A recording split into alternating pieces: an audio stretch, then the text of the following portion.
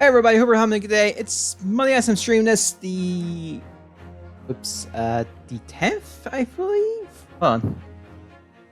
Yeah, 10th. We're just gonna do Great Ace Attorney Chronicles. Technically I'm doing this a lot earlier, so it's a bit of an earlier stream why I normally do the afternoon video Monday. I just kinda wanna do it earlier. Because any preparation I have to do, I'll probably get too much into it and then forget to do stream stuff. So we're just about to cross the two red hair people, well, in the trial that we are, Twisted Karma on his last bow. So we're doing that, and that's pretty much where we were. We at least finished a little bit of the trial, so let's move on from here. 2nd of November, 12:33 p.m. The Old Bailey Defendant's Antechamber. Oh, there you are, Odo.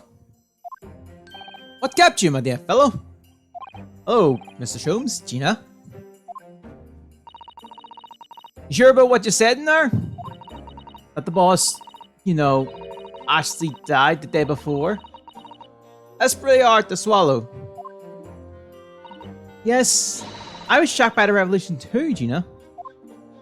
So was I! Possibly more shocked than both of you. Not a competition, Mr. Sholmes. I was more shocked than all of you put together. If it wasn't a competition. This is the Allspy report in question, is it? Yes. It's strange there's no time of death noted. I suppose there's a simple explanation. Or perhaps it was deliberately omissioned. Did I even look at that? Huh. I didn't even recognize that, so that was huh. Maybe I should have looked at that.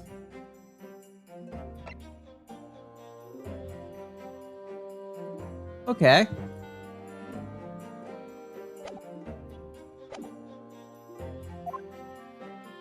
Oh dear. If it was deliberate, it's me in mind of the last case we worked on. And Dr. Sivith.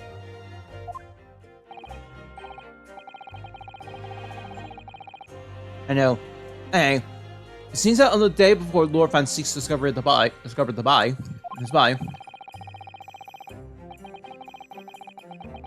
Inspector Grayson was inspecting the Red-Headed League. So perhaps something happened to them. Come to think of it, you had troubles with those men too, didn't you, Mr. Sholmes? You were taken in by their tricks. No. Naturally, I wasn't taken in, as you put it. My slip-hound instincts was merely picked slightly by the rare scent of a weekly £4 income. And I screwed that up.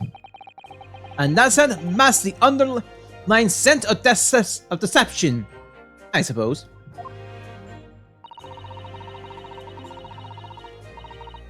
The criminals in question are the pair we saw being arrested yesterday, aren't they?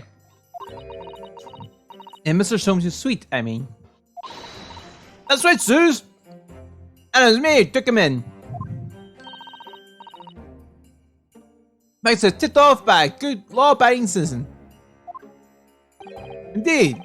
Yours truly. So it's going to be that pair in the witness stand next, is it? Something doesn't quite make sense to me, though. The day before Inspector Grayson was found, you hadn't had trouble with the Red-Headed League yet, have you? Why would the inspector have been investigating them?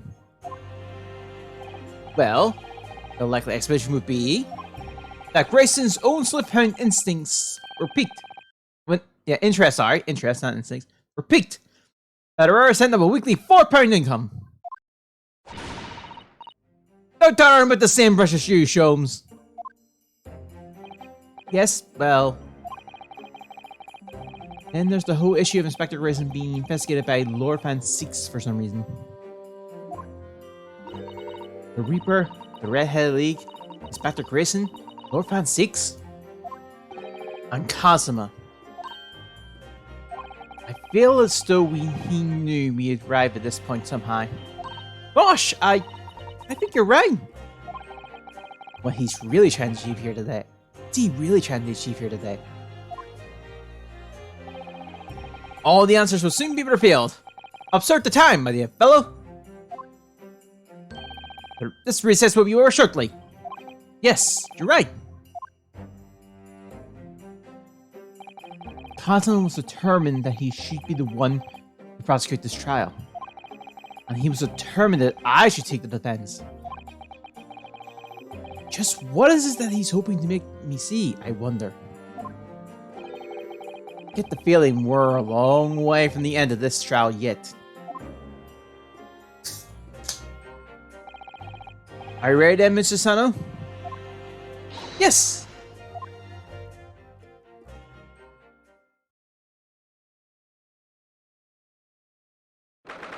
Second November, 1 p.m. The Old Bailey courtroom.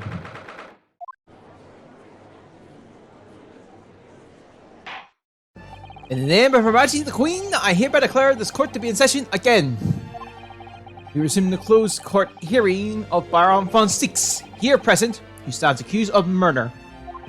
Now then, Prosecutor Sogi. My lord? Have you summoned the witnesses as requested? Yes, the two members of the Red-Headed League who planned to carry out the deception. They arrived not long from the local prison by police carriage. Very good. Bailiff, usher the two men into the courtroom.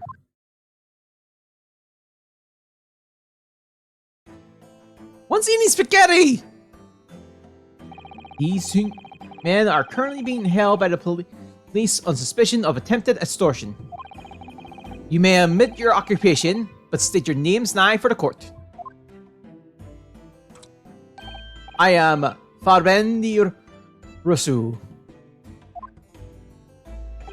a descendant of the Great Rosso family from Nesiflans. And my name is Pepino de Rose. I am the first son of the great René de Rose, the land owner from Nepali. You men first became acquainted at a boarding school from European nobility. My bad. These who graduate from Tennessee are the future leaders of Europe. But do you have any idea how boring it is to be born with noble blood?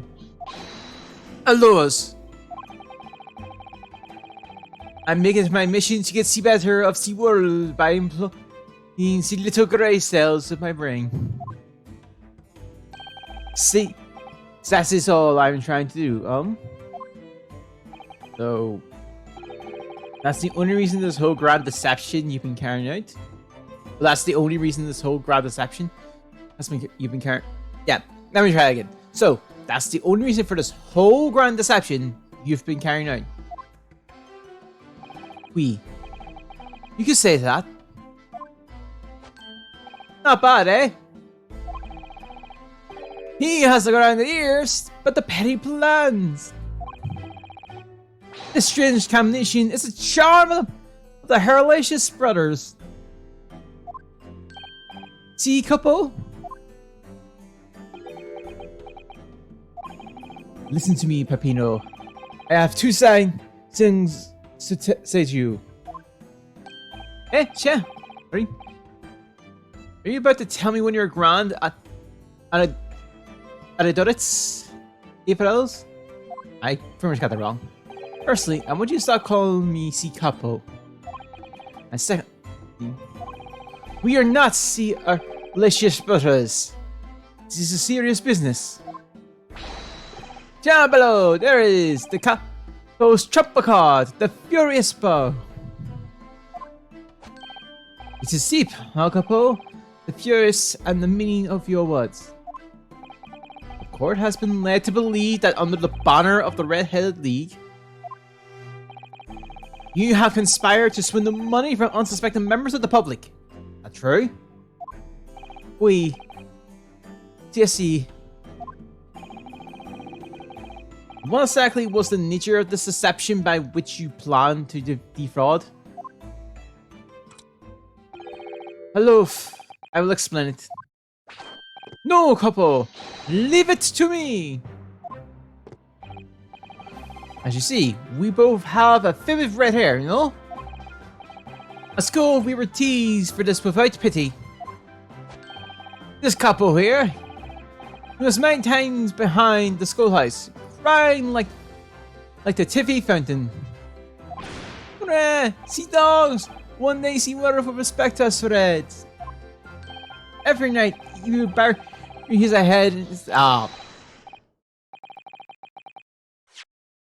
and he would bury his head in his pillow and weep for the injustice.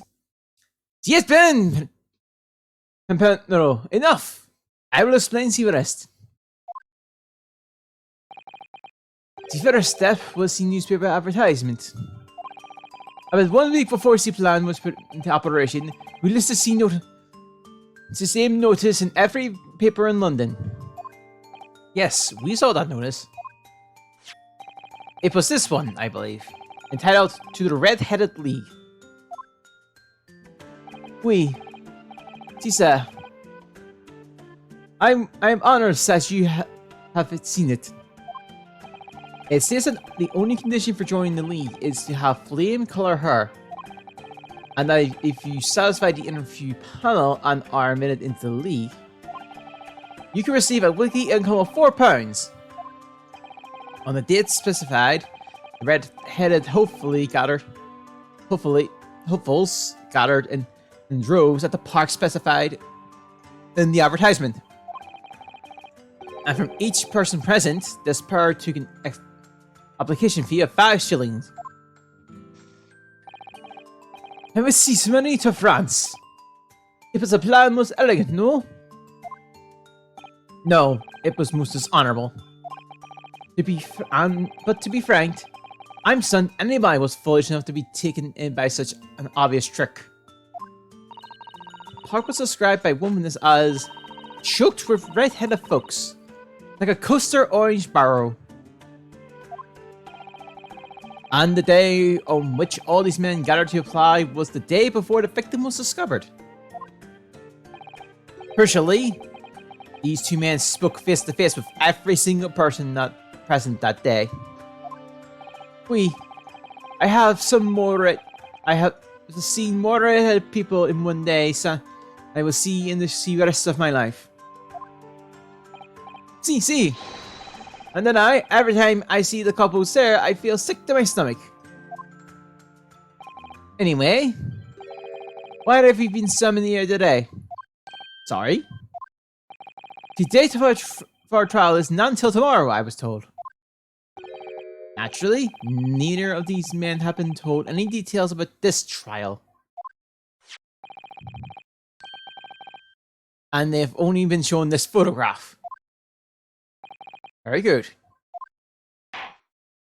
So, Mr. de Rousseau and Mr. de Rosé, you will now give your formal testimony for the court on the subject of the gentleman pictured in this photograph. Of course, we are always ready to help with the law.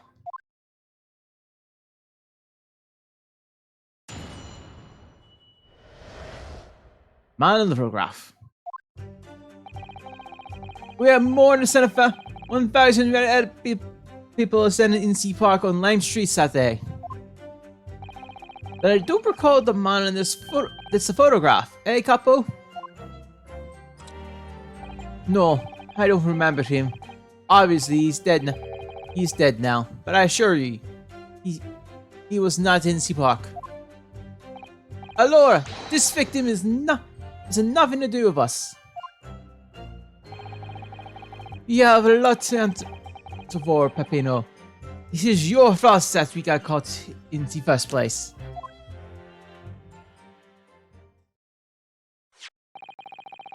You've given sworn testimony that this man in the photograph is not present. Can you be certain? I am quite certain. We did not interview this man. Nobody looking like this came to the park. This I can promise. It must be noted that you have been arrested for a grand deception, however. Accordingly, this court has little confidence in your assurance. With this attitude, we get nowhere, huh? He's really a sucking eye.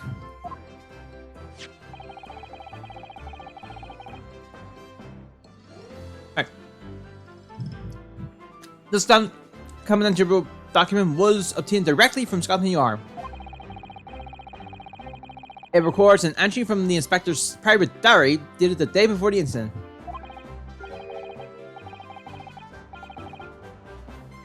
It reads, Lime Street, Red-Headed League undercover. Ah! I have the answer. There was another similar event in the park on the day in question, eh? That is ridiculous.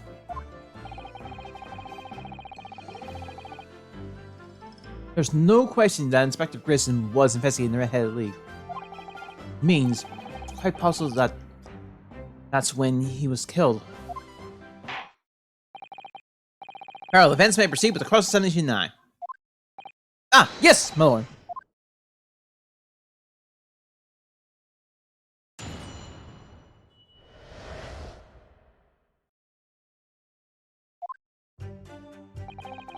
All right.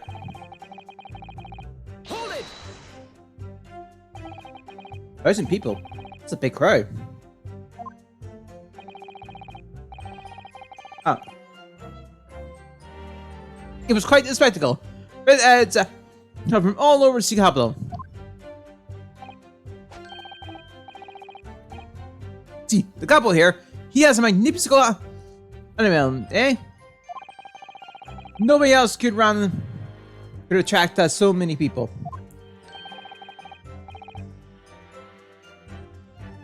If I could be born again, I would be a couple.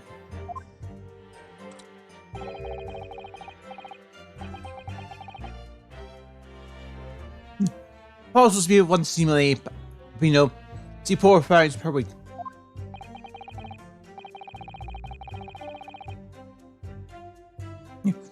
Are you using the useful person with 1,000 applicants? Yes, we did. Because every one of them paid us 5 shillings.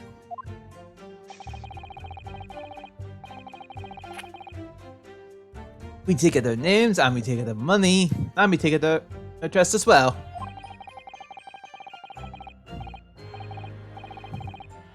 Then I tell them we take it some days to let them know via post. Even now, maybe 2 minutes per person.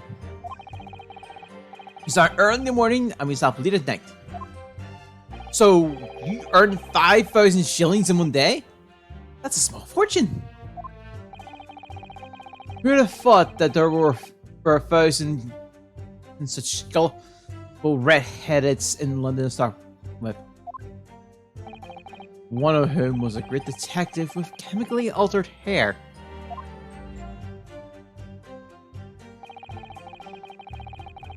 Hold it! Alright. He doesn't look at all familiar.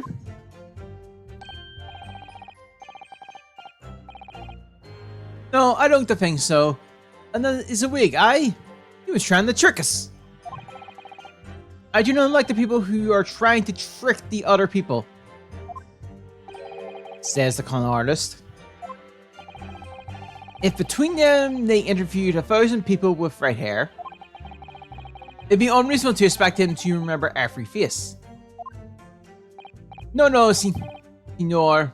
I may be small, but my memory is very large. I never forget a thing.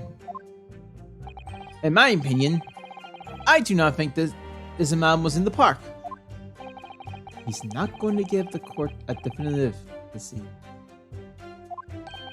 Hey, Capo, you didn't see a man like this, eh? Sorry.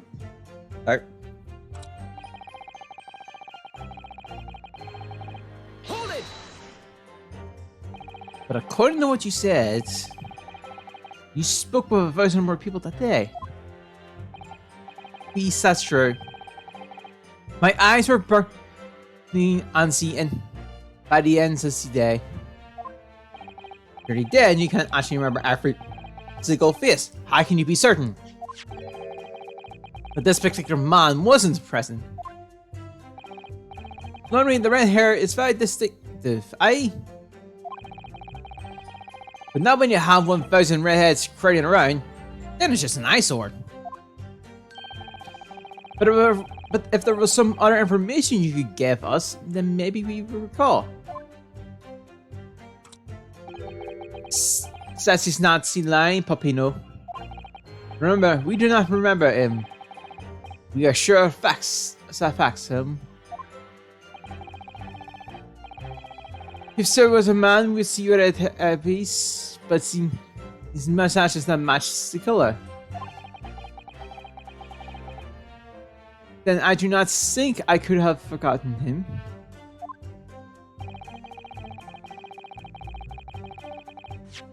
Yep. Then I do not think I could have forgotten. Okay, yeah. Hasma said these two have only been shown that photograph and been told nothing else at all. But what if I fed them just one other detail about the victim, for example?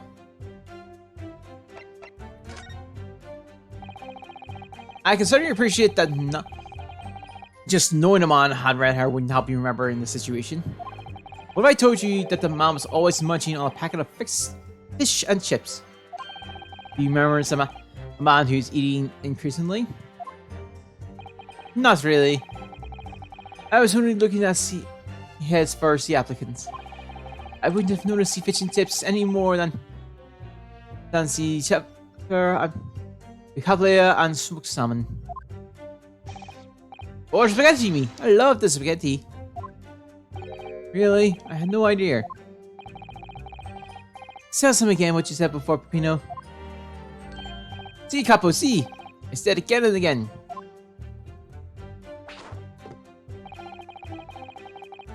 Hold it! I said again. But we only have your word for that. See, but what else can we do? True. You're not having much of fun these days. First we were arrested, then we were shown the horrible picture of that man, and now you question every single thing we say. We are the victims here. Aye, Capo? No, you were just caught carrying out a plot to swindle hundreds of innocent people.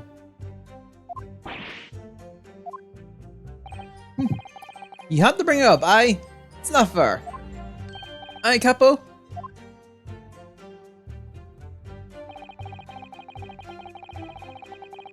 Hold it! What do you mean by that? Cafoto, look, you promised not to say. Yeah, aye, Capo? After we had taken all the money Saturday, we should have left the country. That was my plan. I left the purchase of the tickets for the ferry to Dokokor to my companion here. But bus him on for the wrong day. Oops. See, but it's an easy mistake to make. It's an easy mistake to make. The 31st. I have no sympathy for you. They were all day live for support because of your stupidity. And now, and it's only because of this that so great red-headed detective caught us.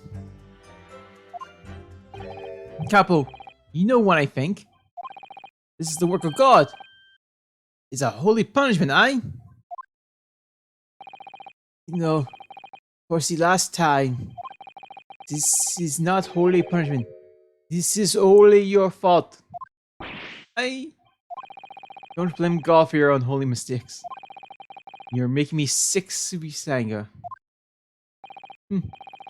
Maybe I make a mistake, eh? But when it's time to eat the pasta, no one is the faster. I've seen the evidence. They haven't told us much that we already didn't know. What do you think, Mr. Naruto? Well, If it is in the inspector's diary, it seems likely that he must have gone to Lime Street that day. And yet these two both claim they didn't see him. I have to say, they don't appear to be telling lies. Well, they are experts in deception. Don't forget, it's certainly impossible is their specialty. They may be lying simply to avoid being implicated in this case as well. Surely, if they were truly experts in deception, they wouldn't have been caught. Well, yes, you have a point there. It seems to me like we need more information. Definitely.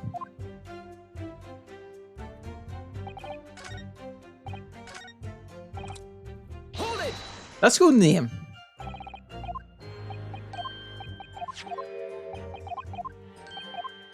I've already done this, so...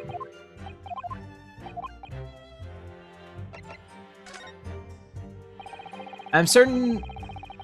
I can certainly appreciate that just knowing the man had read her wouldn't help you remember in this situation. But what I told you that the man's name was Grayson? The man's photograph was Monsieur Grayson? The Monsieur Grayson? Yes. Names, they're boring. I did not listen to any of them. Oh. It was not a real interview. It was just for a show. Why would I remember the names? That's right. She changes nothing. The man in the photograph was not set, as we've already said. I see. It seems they're still to be gained from pursuing this point any further. Okay. So let's begin what you said before, Peppino. See, Capo, see, I said again and again.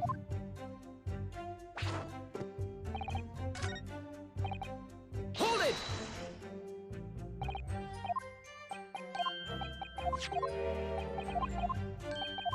The only option we have left is profession.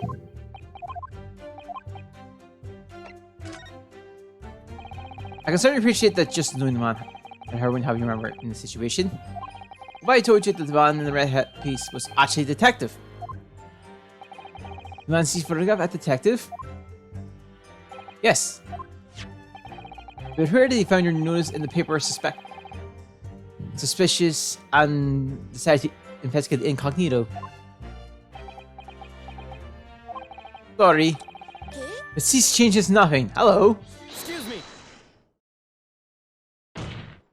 Something to add, Mr. De Rosé? Gee, yes. Gee, I'm almost adding something. Parsons, olive oil, pepper.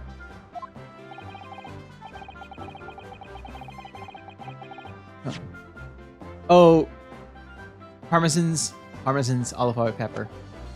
What I mean is, did you not agree with your friend's last remark by chance?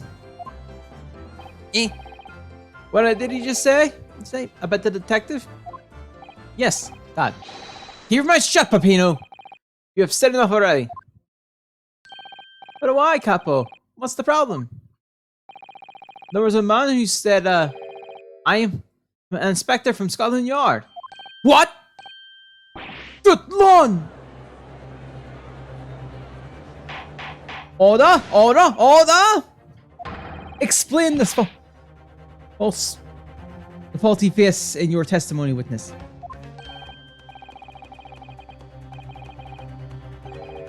Oh, sorry. It's simple. A man who was at the park said to us that he was an inspector.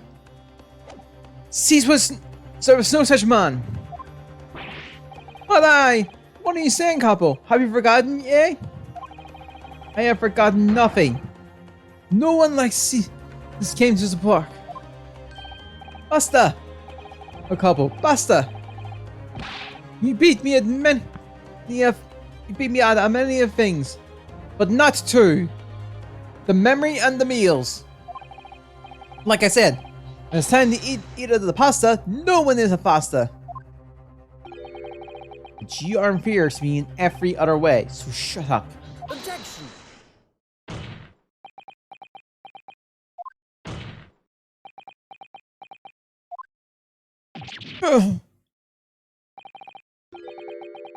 Tak, si sami si stun. Indeed it is, sir. Please. So there was a man who came to the park and he said he was an inspector from Scotland Yard. However, it looked nothing like the man in the photograph. It was someone else. How could you be sure? Because, to start with, his face was completely different. See, it's true. It's true. The man who came was a younger. His face was clean shaven. His eyes were sadder. His chin was thinner. No resemblance whatsoever then. Anyway, I was not going to be fooled. Took the operation precautions and I said to him, you are really a detective? Show us the proof. Easy. Come up here. It doesn't take no nonsense. But he was well prepared. He said, yeah, identification. Identification? You mean officer, police, inspector? There's identification? That's the most unconvincing. That's the most unconvincing. Sorry, my lord. Until no incognito inspector would offer his identification for inspection. It's quite out of the question. Definitely. Why would he expose his true identity?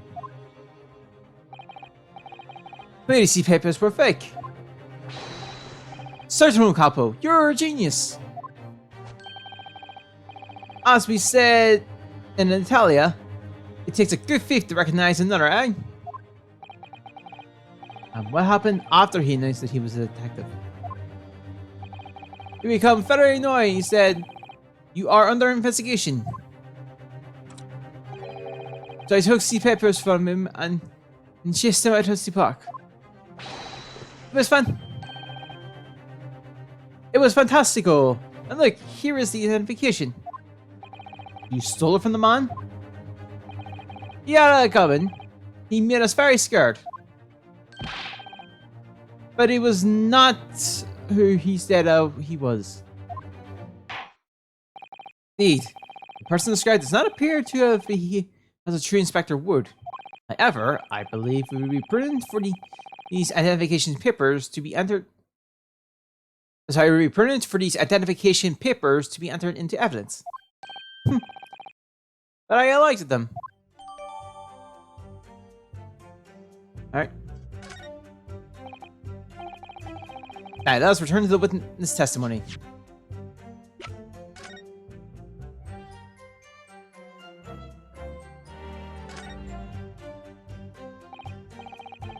Well, I suppose we should see what this inspector identification looks like inside.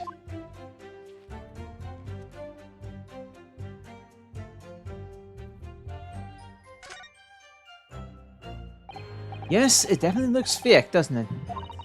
Out of interest, what's the name given? Probably just some plucked out of the air. It's... What's Grissom? Wait! What? This Scotland Yard insignia looks genuine to me. But hi! And the department and identification number details are correct as well. Since when have you known those? Do you mean to say... No, it seems incredible. Oh, but yes. I think this is a genuine identification book issued by Scotland Yard. But that's unbelievable. This is the real thing after all.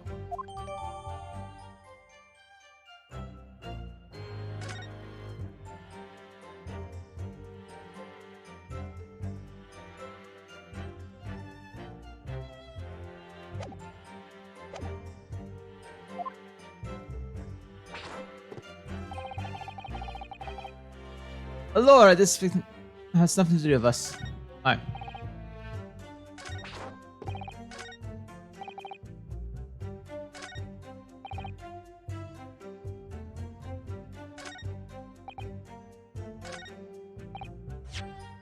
think now we have to figure it out. Alright.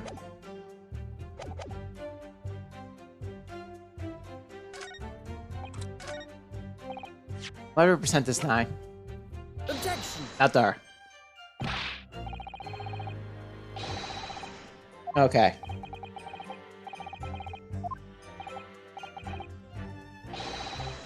Playing devil's advocate.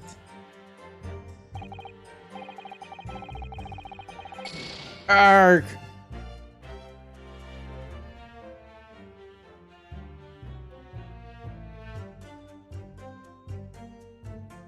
Okay. Before I do that, though, my lord, there's clear grounds for being suspicious in the last hearing. I'm sorry, Counsel, but I fail to see why. Well, you know, I was just playing devil's advocate. Yes, you do appear to have something of a devil in you, Mr. Naruto. That's the man who's merely dishing out penalties.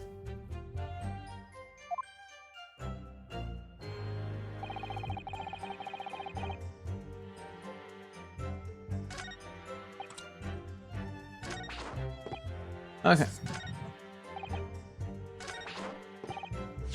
So I have two more things I want to present. Objection. Oh, it's there.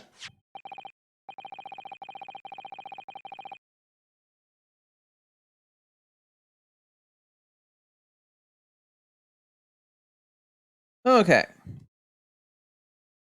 I wonder if I could ask you to examine this identification book very closely. Miss Lestrade? Why Miss Lestrade? What's your intention here, Counsel? Is it really a fake, or is it genuine? That's the question, which we can't answer ourselves.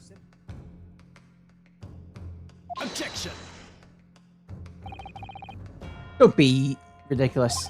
No Scotland Yard detective would allow his or hers identification to be stolen. That is the boss. No question. No question about it. It can't be. As I suspected, this undercover detective who appeared to Redhead League's enrollment on the day in question was the real Inspector Grayson, carrying out an incognito investigation.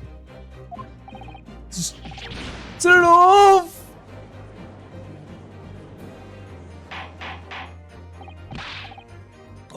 Order! But the boss has his identification stolen. He would have reported it straight away. I mean, he was always on at me about it. If you lose Summit, report it at once, he said. Could it be then that the inspector was physically unable to report it? Physically? What are you saying? What are you saying? Unable to. You're not suggesting. Yes, it's quite possible that he was killed before he had a chance to report his identification stolen. No. Order! Also, I'm noticing the defense posits that the victim was killed the day before his body was discovered at a different location. Do you two have anything to say about that?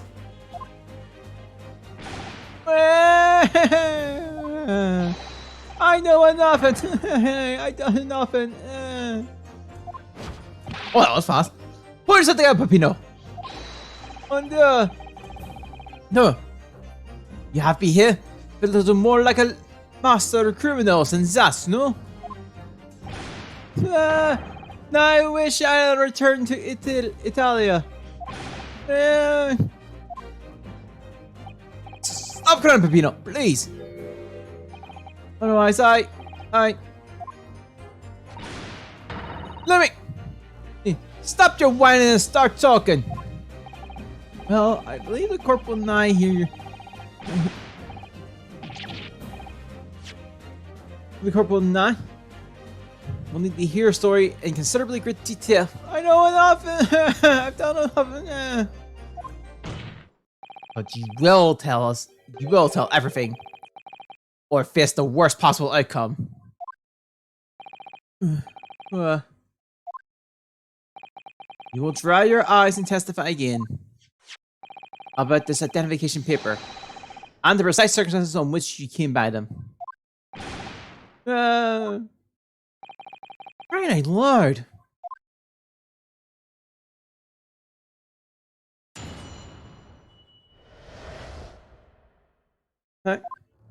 Oh, got the big missing, right? He sees your face. We took him prisoner and kept him in night at our secret hideout. Even though I didn't see he was a real detective, I was too scared to let him go assassinate, just in case. We took the man's identification from him and should have been him in the room next to ours. He might have been a little tussle, but we did him no harm. And see, next morning we let him go. He spent the night in a nice room. It was nothing like prison, really.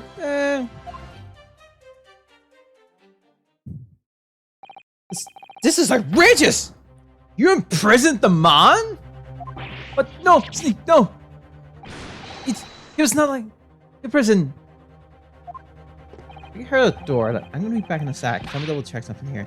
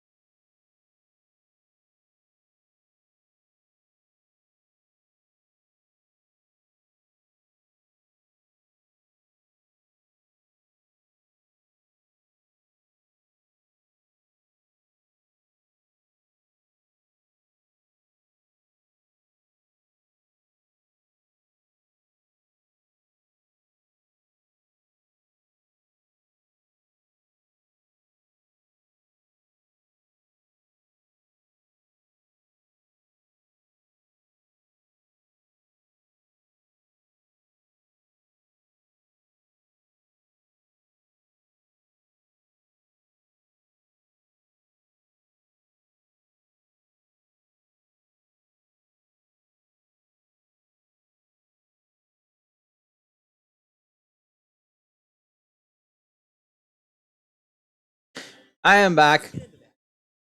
Oh, Canucks. Yeah, something came basically. He was very comfortable and calm and happy. Aye, Capo.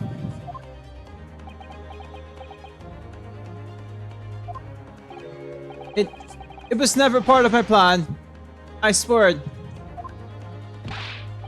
Okay, so you think it was my fault, eh? Just because I got the date at the ferry wrong, but one by one a little day. I do not think it was your fault, Peppino. I know it. No, Pafafea, Capo. It's not fair. You shall have plenty of time for squabbling back at the prison, gentlemen. I don't believe this. How could I have been a real detective? Counsel for the defense. Proceed with the cross-examination. So on the day before the incident, Grayson spent the night confined in Paris hideout.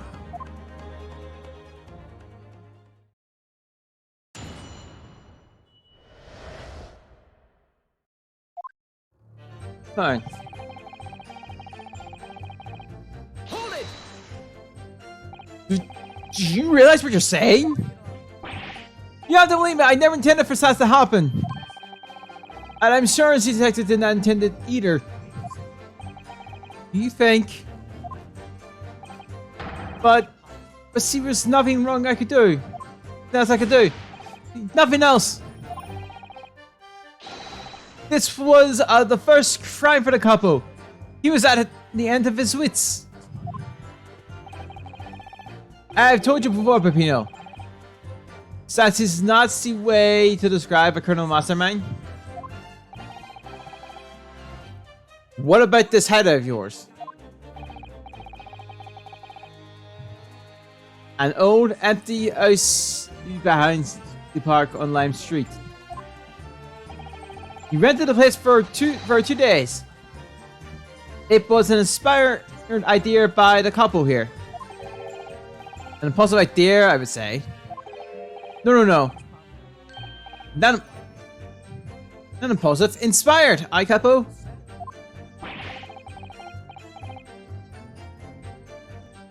What am I supposed to say to that, Peppino?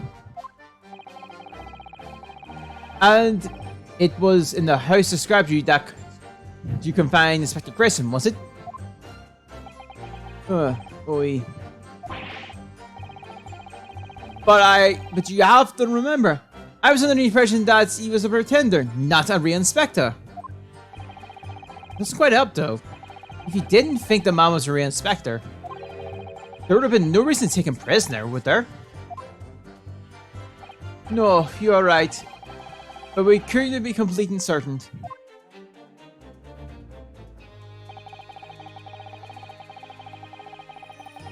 Hold it! You're scared? Why? Because, when it comes to the park, we didn't know. So there was a chance that he had seen through my plan. If that was the case, he go straight to the police station to blow the whistle on us. Even if he was just to be an inspector, he was up to no good, without a doubt. I think most people would agree that it's you two who were up to no good. Well, you may be right, I couple.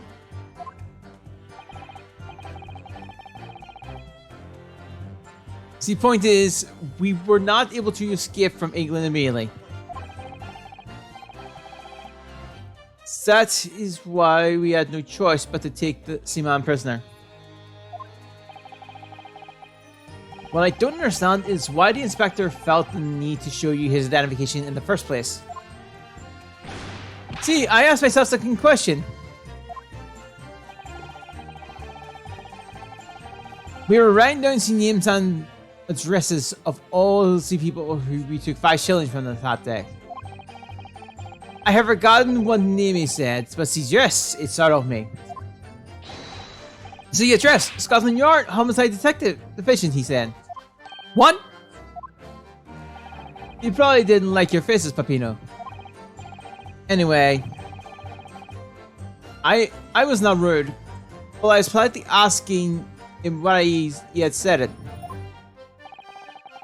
That is when he started to say he was an inspector. Not long afterwards, he took out his identification. What was Inspector Grayson playing on? Hey, look what happened next.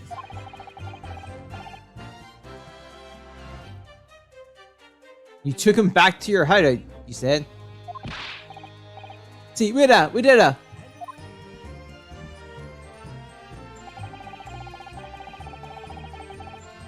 Hold it! That been the identification book here, correct? See, this is out the one. What made you believe that it was a forgery? I never seen a real one, of course. But he was so suspicious, this man.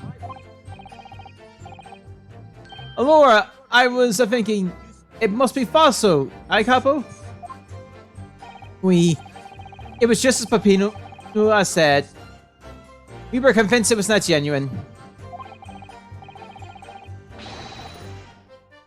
And so to get out the hilarious brothers, we took the man captive. All we did was shove him inside a locker room. And we made preparations to transport all of the money. In for a penny, in for a pound.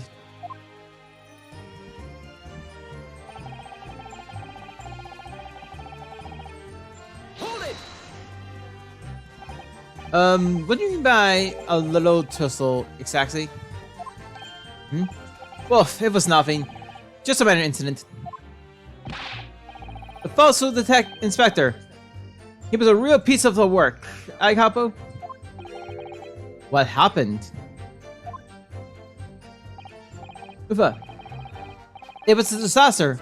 Give him a nice room. What does he do home? In the middle of the night, he tries to skip for the ventilators. Can you blame him?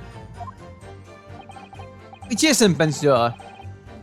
And we got him again. Can you blame us? When? You didn't shoot the man in your heels, did you? Who does she think you are? Of course not. I suddenly call all of them again and took them back into the room. Excuse me. Mr. The Rose, is something wrong? Aye, me? Something Mr. Rasuri just said seemed to make you, well, it seems to make you act even more strangely than usual. What was that all about? Cafaro! At times like this, you don't wanna have the couple after you, believe me. A nice speak for a personal as spit it out and said. Personal experience? That's enough, Papino. So there's no need to say more. The truth is, the night before we put the Red-Headed League plan in action, I was scared. It was not a far to the couple, but I tried to run away. It was a shame you didn't manage it. But the cowboy here, he came after me like a turbulent, he dragged me back to the house, kicking and screaming. I still have the bruises to prove it. Eh, Capo? Bruises, you say? You wanna see, You wanna see my fancy bruises? That's enough, Papino. No one's looking at any part of you. What does it do, though? I'll show you, or I don't. I'll show you, or don't. You do! No! Hello, if everyone wants to see, then I do it. Echo, you see? It's still Fire Festival, aye? That red ring around your neck. You got that when you were dragged back to the house? Tease the capo. Sometimes he is a fire rough, and I says that's enough. Papino's neck is nothing to do with what we're talking about here. You have me right. Yes, what's your opinion, Kentel? Let this red ring around Mr. Rose's neck. I wonder. Matter? Mr. Rosie, I'm gonna have to ask you. They made testimony about with details about that mark on your neck. Hi, Capo. You see, everyone is interested in what I say. Very well. You will amend your testimony as requested, Mr. De Rose. You see, if you want to know, he tried to escape, but the couple put a collar on him and dragged him back. Like what he did to me, see?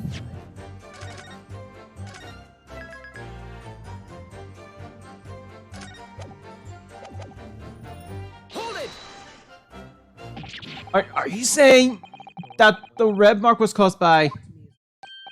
See, a big collar made from a letter. A letter collar? Is this true, Mrs. DeRosu? What? We had some bar at home when I was younger. It's Zimni from Saturn. With his very strong chin. A strong chin? How do you put that around your friend's neck? I'm sorry. I was angry. He said he was leaving me alone.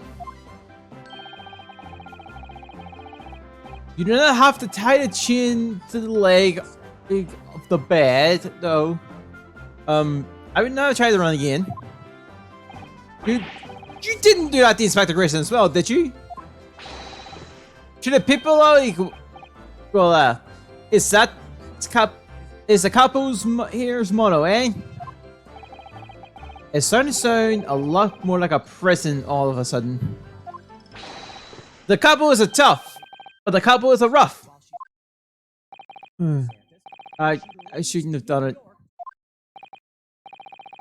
So, the following morning when you released the inspector, you had a red ring, it's like just like me.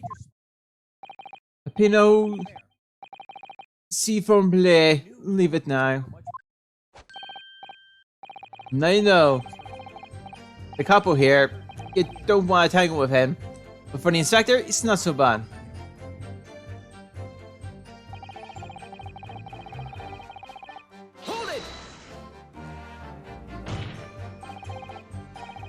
You took away the man's freedom. However comfortable you make it sound, you were still holding him prisoner. If you said that, then I say this. There is something that takes away our freedom too. The lack of money. So we are the prisoners as well, all of us. Huh? No money, no freedom, this is the truth. It's a making me mad. And it's a making me sad. What can we do? Well... If you feel so disenfranchised, take money to court. Though it will cost you, of course. Oof. There you have it. See, that is why we need the Red-Headed League. To fight for the justice. Perhaps he's a point. No, Mr. Naruhodo. All we did was to give the man a comfortable place to sleep for the night. And you said it was a prison, huh? Huh? Perhaps you point again. No, again, Mr. Naruhodo. You should have heard him snoring. But if anyone was disturbed, it was us. Not much to go on, really. But testimony does make me wonder, you know. But this pugwash belonging to the inspector, I mean... yes, the one who charges so much, apparently. If he was so fine but not restrained, as the witness was implying, he would have still been able to wind his watch. That's very true, yes. Did the Inspector Christian actually die while he was being held captive by those redheads? In which case, is it possible that these two young men are responsible for Inspector Grayson's? To be honest, I find it hard to believe. But we should try to find out exactly what happened. Very wise, Mr. Naruhodo. Yes.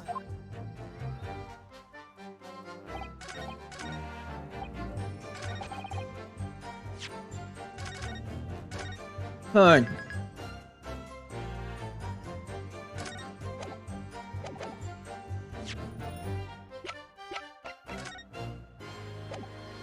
Alright.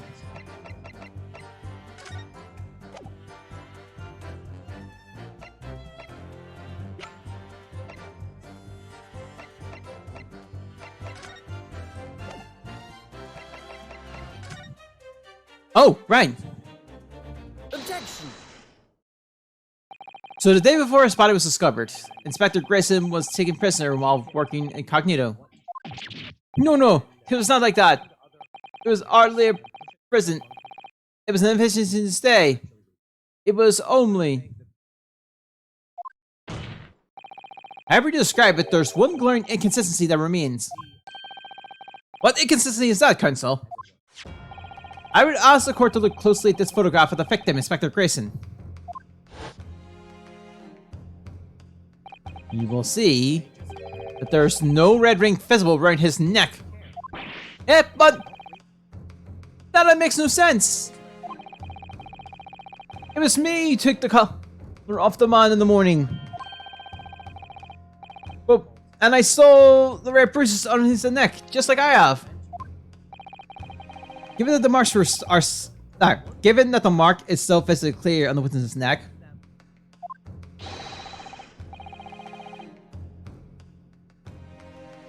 we expect to see bruising on the victim, who was put in the collar more recently than Mr. Denrose. Indeed, this is most particular. Well, why don't we tell you, we said this from the beginning many times. Peppino was right. The man in the photograph is someone complete different to the man that we held captive tonight.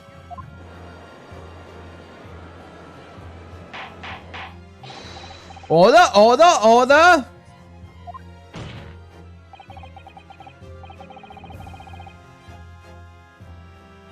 It appeared then that on the day before the incident, the man who visited the park on last street posing as an incognito inspector was not Inspector Grayson at all. Objection. If that's true, however, how do you explain the inspector's identification?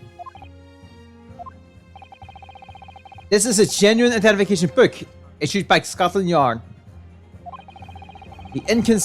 It's inconceivable that someone who could have stolen such an important item from the inspector. The prosecution made that assertion itself. And we also know that the inspector had made a note about the Red Headley in his diary for that day. It surely means we can't divorce the two offenses completely. The inconsistencies noted by the defense is most troubling. If it were the real Inspector Grayson whom these two redhead gentlemen encountered, the fact that no bracelet can be seen around his neck defies explanations. Which equally, if they actually encountered an imposter, how did that person come to be in possession of the real inspector's identification? Does the defense have some possible explanation, Pencil?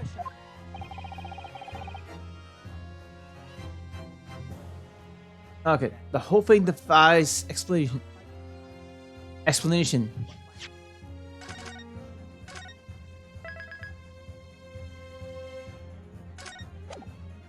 Okay.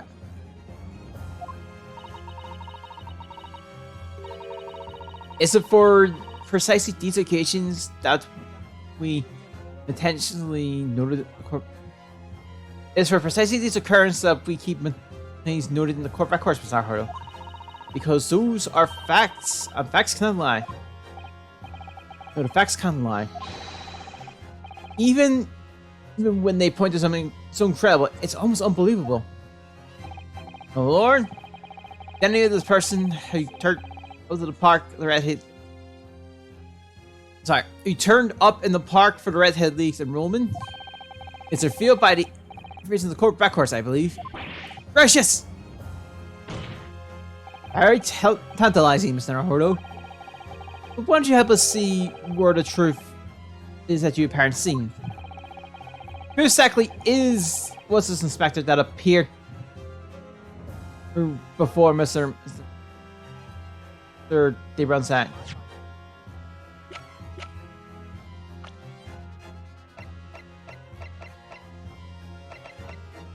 Okay.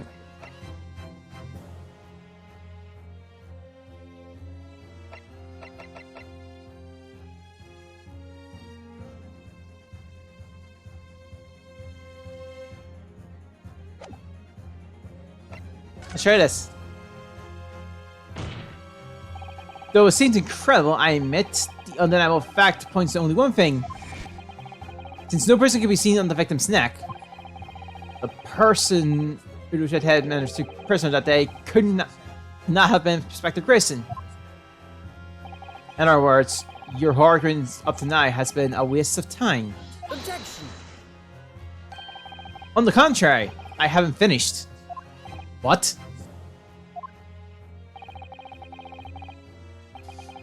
There's no bruising in the victim's neck, so the question immediately posed next is, who exactly was this man in the park on Lime Street found to be carrying Inspector Grayson's identification?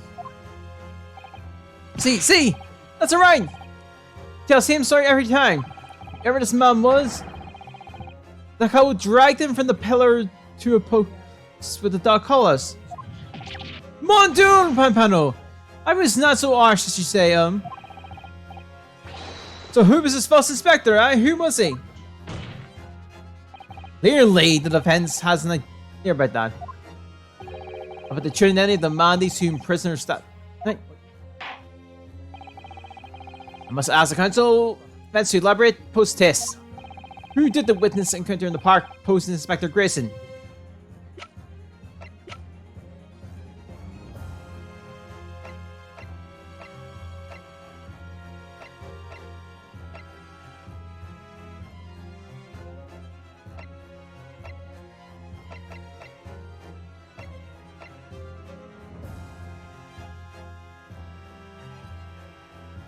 Let's try this. Take that. It's surely no secret. Oh, okay, no. Not that. Let's try show and see how it goes.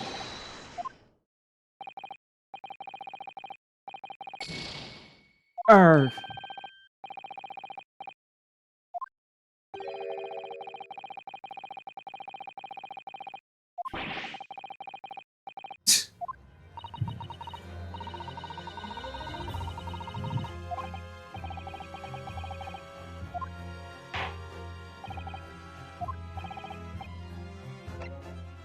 Take that. Nope. Okay.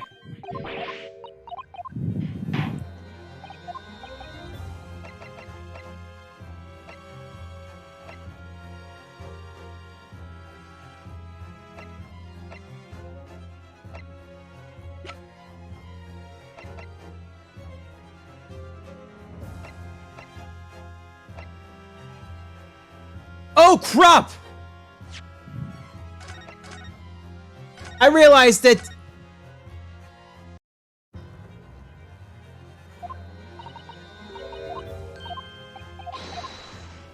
this is also why I restarted.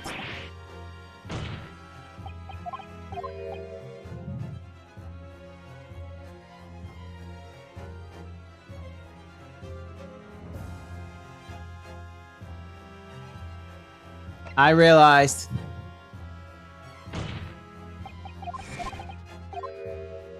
Objection.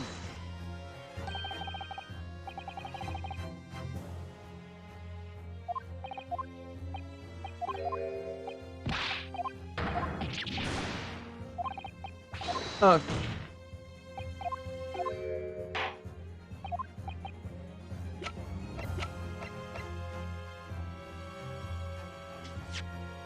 That was just it.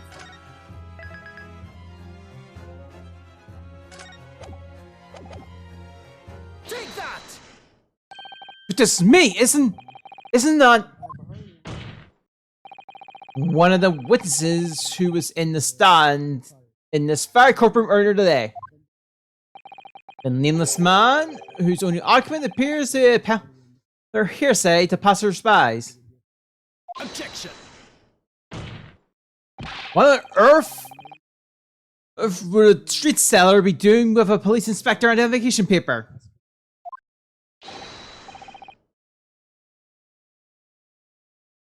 Witness, is this a man or not? Is this the man or not?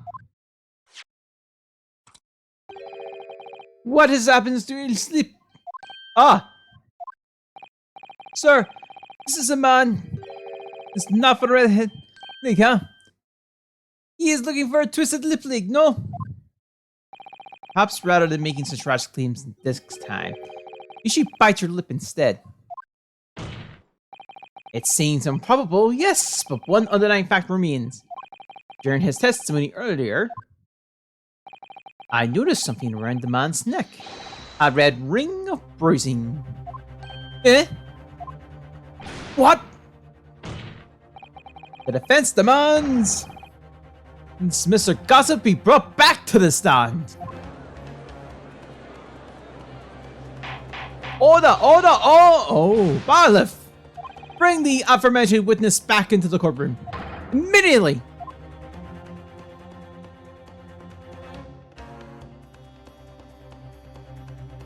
Yep. It's a match. Well, I never. An undeniable ring of bruising indeed. Identical to that of the witness beside him. Hey, what's going on here, eh? I've always thought this me. It's a birthmark, isn't it? A birthmark, you say? I assume the reason you've been recalled to this that has been explained to you. Something about the inspector again? But I'm telling you, you got it wrong as usual. You got all wrong as usual. You're denying all knowledge of it? Well, of course I am. Are you trying to kill me with all this nonsense, eh? Well, at least you have more stories to peddle back to the friends who street, won't you? Now, we're going to need you to testify again. And you, Mr. DeRosu and Mr. DeRose, I'm sure you'll cooperate, won't you? Do you have any choice? We are in big trouble, aye, Capo? That's quite enough dilatory chatter. Proceed with the testimony.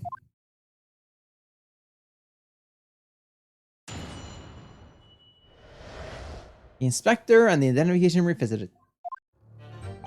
Simon, she claimed to be the inspector for the day, was definitely not Simon. Let's see. I think we would forget the secret on the lips, huh? I never really planned to shoot her, right? I've no interest in the Redhead League. I'm all alone in the world, me. I've no kinfolk or nothing. Why would I be involved in something like that? Just like me, eh? Don't look like I could carry off a disguise with a face like this. It would certainly appear that we have the wrong man. What have I been telling you, huh? There is no need for pointless testimony. That's right. I'm just a simple powder, remember? Browns for streets, all I know. I think I come by on a police inspector's identification book, eh? Well, yes, that's hard to explain, but...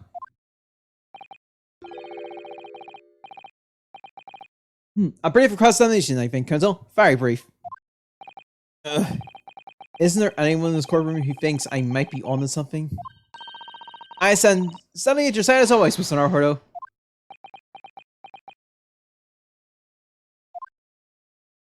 He's dead silent. He knows something.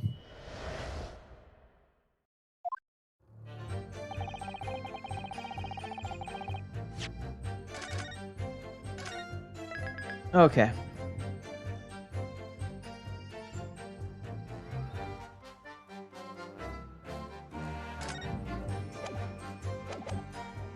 Hold it!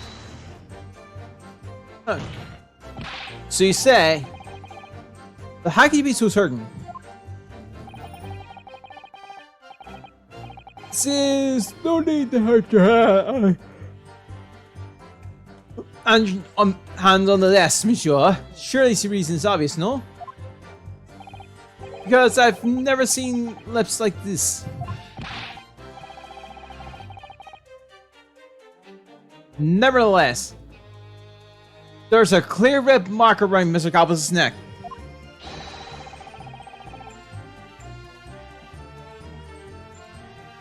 Oh.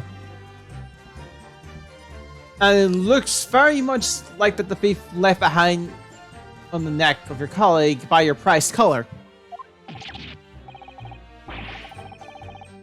Mon Dieu! It is like you're trying to wring my neck.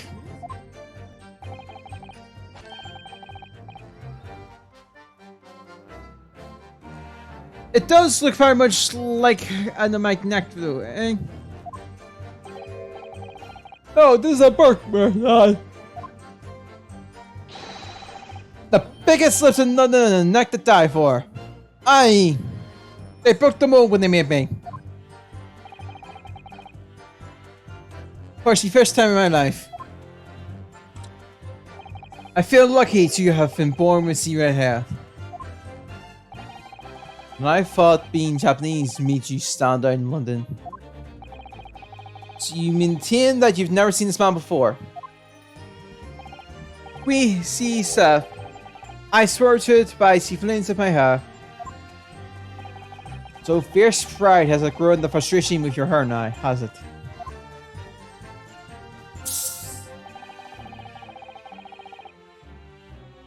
Hold it! Okay. Well, yes. I don't imagine I'll forget these slips in a hurry either. That is what I'm saying. For some reason, it makes me want to eat. Out of famine caught and eclair. You know, I've seen the hair as black as yours before either. I've never seen the hair as black as yours either. Likewise, I've never seen red hair like yours until I came to Britain. See, maybe it's a natural trait. Maybe all the people in this man's country have round lips. No, lad. I am right here in Benson Street, and I never left. Move on. There was a problem, see. You definitely didn't go to the park on Lime Street that day, Mr. Gossip. Now, how many times do you want me to say it, eh?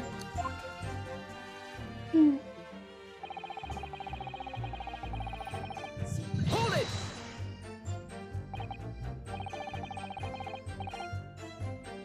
Okay. So you've heard of the Red-Headed League, have you?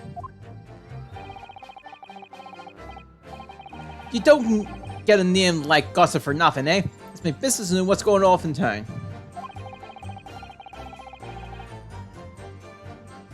I so know that tissy tidbit to refer to redheads that come past me.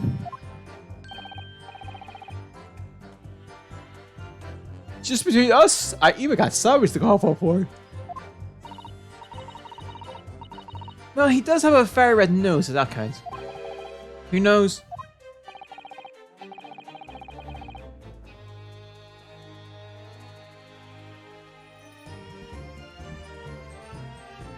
But as you can see, my own hers. My own hers never got a hint of red in it. In any case, friends, the street's my patch. You won't catch me sliding off to some other parts of town. No, sir, not likely. Hello? Excuse me. Mr. Rousseau. Oui? Can I help you? The Mr. Gossip's words just now lead you to remember something relevant, perhaps?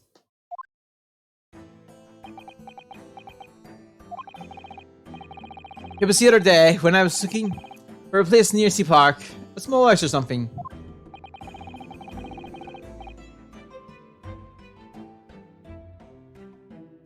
To be the headquarters of your Redhead League, yes? I visited the house on Lime Street, and sir, I saw him. This man was paying money to the agent.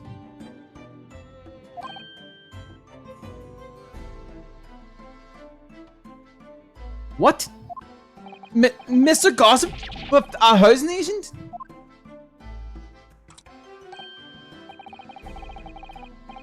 We had some kind of contract in this today. And then see, it's clearly discussing terms. But no. You're mistaken, chum. I never let Francis trick me. Like I said before. You mistaken me for someone else, so with the same face. No, the capo was right. I remember that too. He was a pain in the man with a banknote. What notes? Like I said, that wasn't me. I was sure it was this man with the dirty clothes had such money. So I looked at the name of the papers. What's the name of the written, Mr. Gossip? No, this man, he lies. He has no name.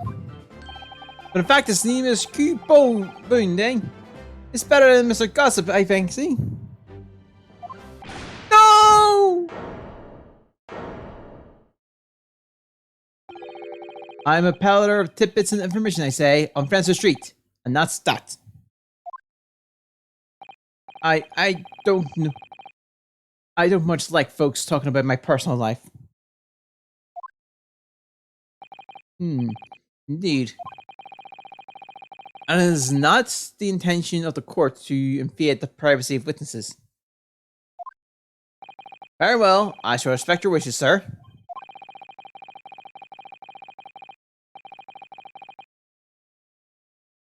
The aforementioned name shall be redacted from the court records of the trial, assuming no objections. Objection! I'm sorry, my lord, but the defense does object. Because the name just mentioned has a very deep significance to this case. Gracious! Do you simply object? Do you similarly object, Professor Azuki? Or Prosecutor Azuki, sorry? As it happens, my lord, that particular name has already been mentioned in today's proceedings. Well, I never! In what capacity? Boone, the name of the leaseholder of the room. Let me put it this very simply. The victim's body was discovered in your rented room. I suggest, sir, that you start talking. Well, alright. I suppose this might be the case. Yeah,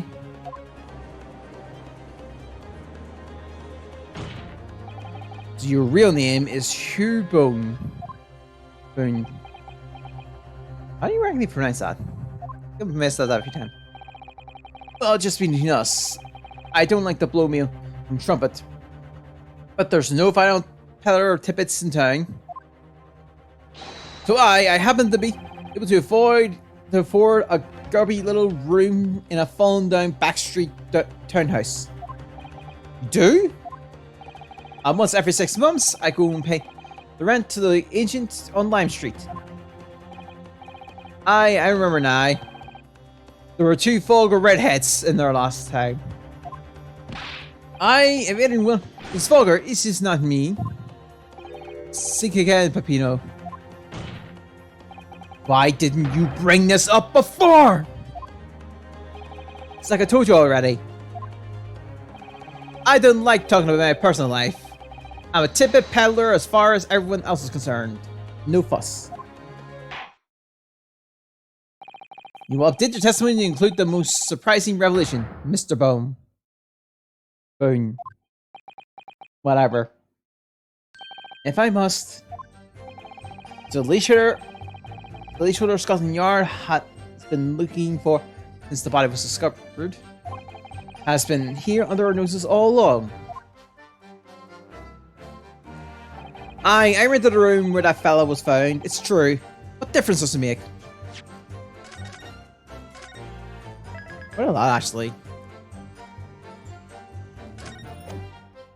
Before I start pushing objections. So you live in that room pursuingly, do you? No, I don't live there. What do you think? There's no bed in there, just a desk. Then, why would you want to rent it? Well, I don't think I should have to say, really. And how about the notice board in there? Which is covered from top to bottom with confidential documents only the police should have access to.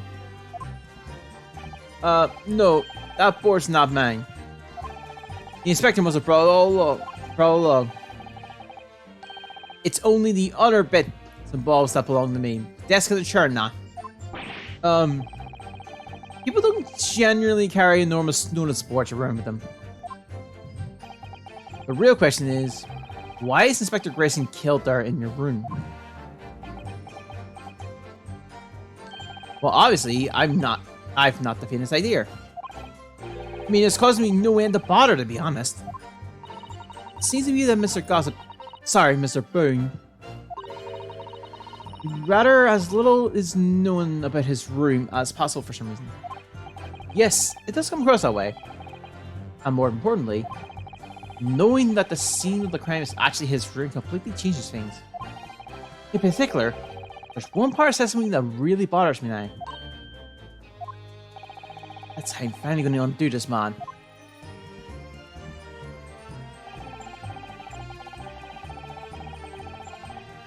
Alright. You mean you have no family? No, not at all.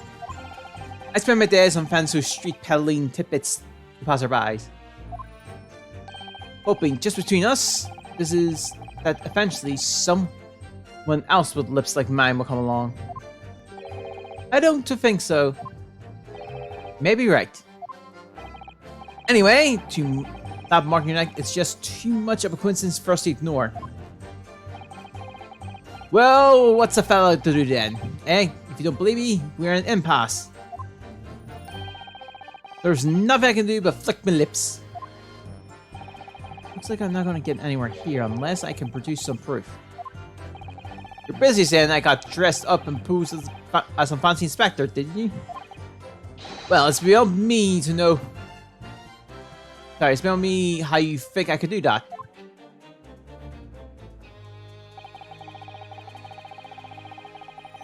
Hold it! Maybe you could say, a mustache or beard to cover that lip? Aye, perhaps. But if I'm going to stick some fake facial hair on to cover up this fine specimen, I'd end up looking like his lordship over there, wouldn't I? Pardon? I assure you, my lips are entirely unremarkable. I would ask you not to cast such scrutinizing looks in my direction, Kuntal. Sorry, my lord. My imagination got the better of me there. Well, Inspector Grayson did wear a mustache, of course. You're right, he did. Though, perhaps he was hiding some himself. He could barely have hidden a crumb in the mustache at that size. Anyway, it's exactly if we spoke of if we had no facial hair at all. See, the couple is right. He was a clean shaven. It certainly seems to be on a realm of possibility that this witness could have disguised himself as the victim. Aye, it does what it is. That's the extent of the testimony, is it? What is your feeling, Mr. Naruhodo? Well, if what Mr. Bruton says undeniable, it would be all but impossible to hide these slips in any for this guy. Perhaps yes, nevertheless, the mark around his neck is equally undeniable. And it's identical to the one Mr. De Rose has suffered. Yes, if that's true. But why does this whole disguise idea just keep playing in my mind?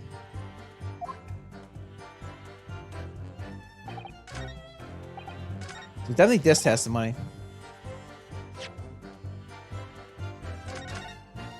We must have some form of evidence that I'm missing.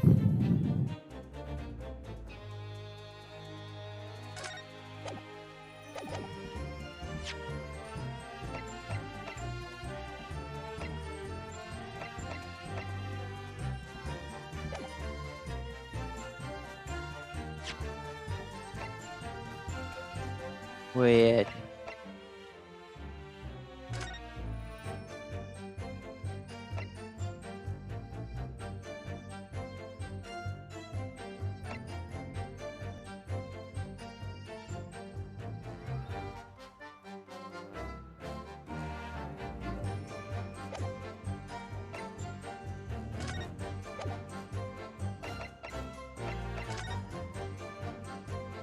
Wait.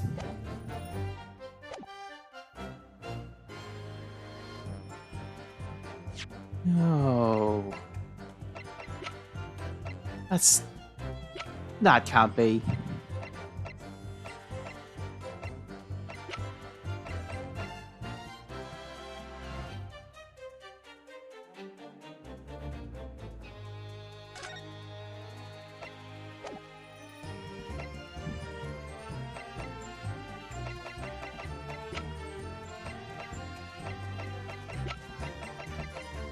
Objection! Okay, that.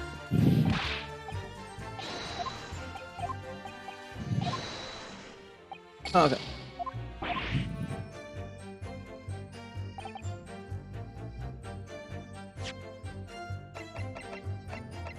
Objection! Okay, at least that just gets that out of the way. Want to get them out of the way first.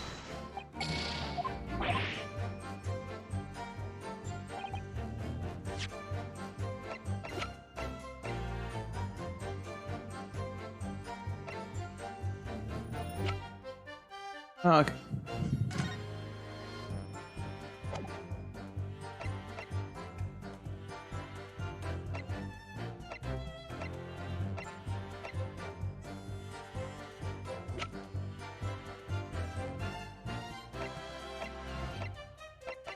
Objection!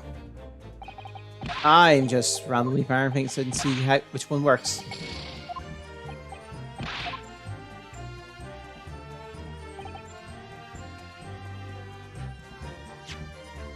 Let me try the notice board. Objection! Not the notice board.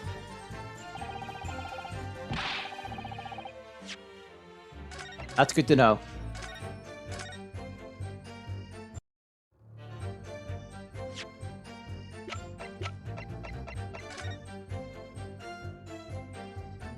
Anything else I'm missing?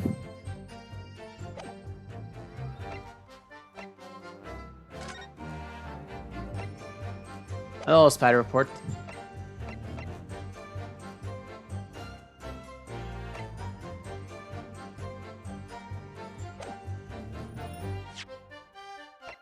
There's a few.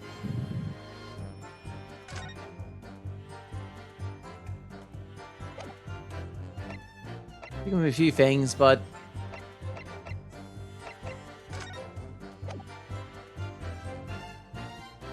Objection! nope.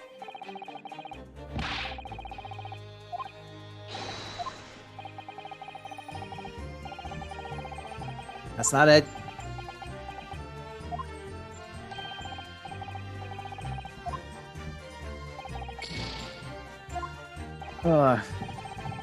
Yep, not feeling that one.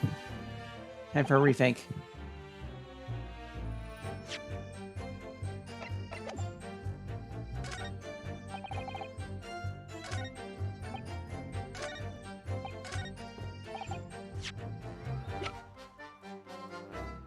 Objection!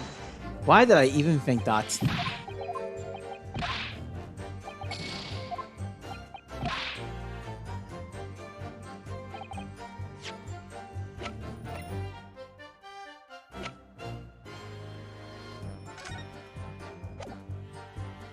Objection! I feel like that's the statement, but it's the wrong. But I'm not presenting the right evidence, or there's something I'm overlooking.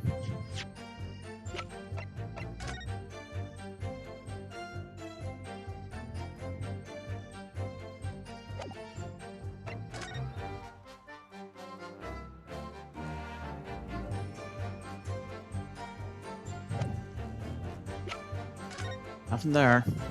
Go for that mostly.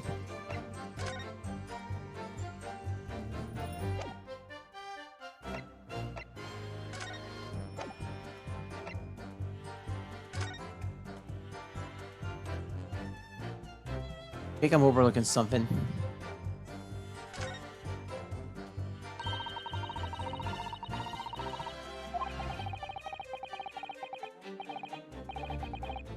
Okay.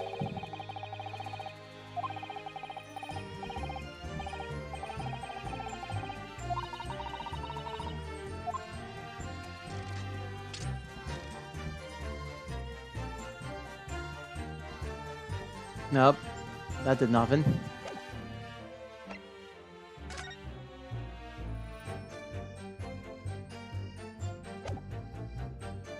I'm gonna rest.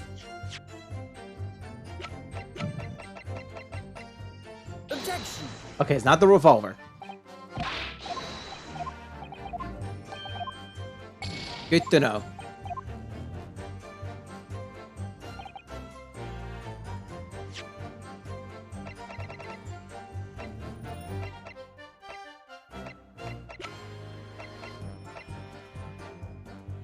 Objection.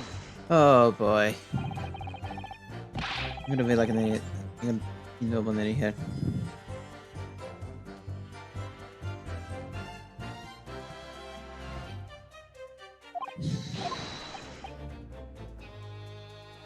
I technically do, but actually getting it.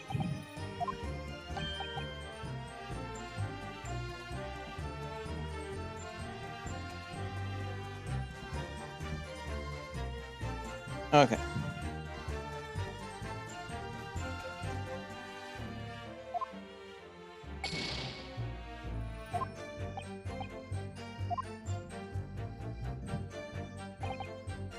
Hmm.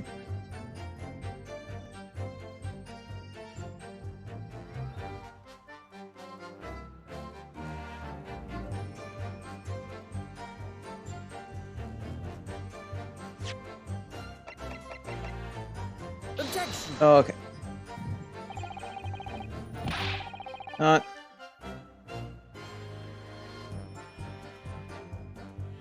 Okay, let me restart. Let's give me an idea, but I don't know exactly where to go with that.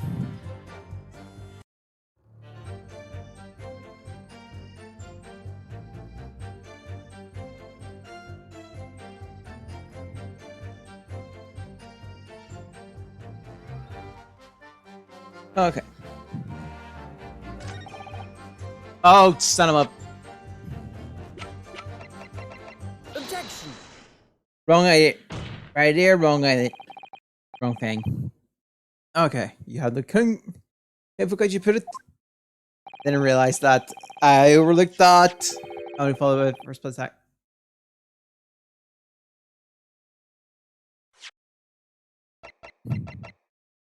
Oh, crap. Yeah, I overlooked that. I think I was just a blind shot there and see how it goes. Yeah, so you've no kinfolk, as you put it. Explain why it's among the furnishing that we found this photograph in the room. Ah. I presume, as you've been renting the room, that this photograph belongs to you, does it not? Oh, well. Mr. Bone, drop the pretense and tell the court exactly who you really are. I don't know what you mean. I'm a pillar. I keep telling you so. You really don't need to bother me. Please just leave it alone. As the man says. Leave it alone. Whatever the truth about this man's life has no bearing on this case. Because there's something a puzzle that he impersonated Inspector Grayson. Objection. How could you be so sure? Just look at the man. No man in disguise could ever hide that unmistakable feature. Objection. But what if we were to look at this the other way around? What do you mean? Yes, Counsel, what do you mean? Well, if there's no denying Mr. Bone's lips is very prominent indeed, but consider the possibility that his prominent lips is itself part of an elaborate disguise. then hiding that prominent feature, in other words, revealing his true face, would make an utterly impregnable disguise. Wouldn't you agree, Mr. Hugh Bone?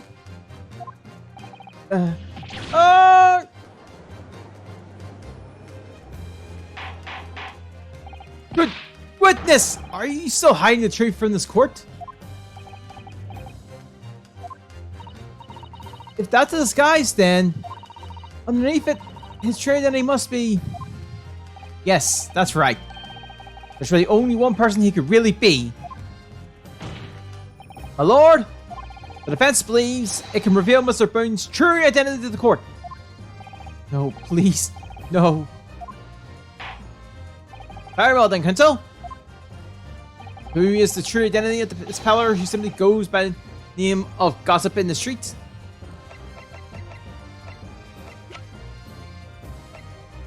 Take that! Your real name is actually Mr. Fergal. Isn't it, Mr. Daily Fergal? I don't recall that name, counsel. Who is Mr. Fergal? It's the name I encountered yesterday, my lord. It has to do with a certain client from Mr. Herlock Sholmes. A young gentlewoman came to the detective. They've asked him to locate her missing husband.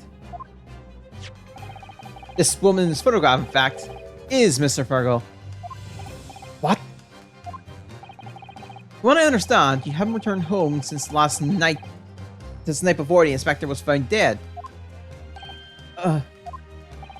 But of course, on that night, you were being held captive by the two red-headed league men. And last night, you were put up by the prosecution service in preparation for testifying for this trial.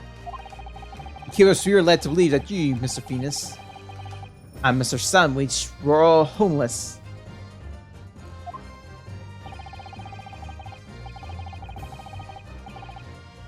Oh yeah. Being important witnesses to this case, we needed to know where we could find you, of course. And that explains why you've not only been unable to return home, but also unable to contact your wife, who's been beside herself worrying, waiting for you at the Fergal residence. Just hold on a minute. I don't have the first idea. What I'm talking about, really?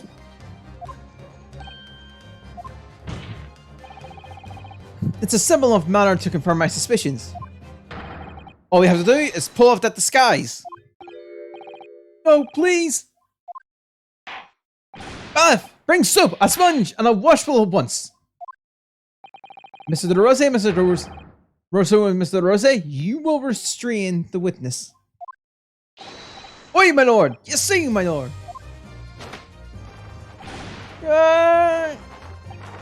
No! Stop! Get off!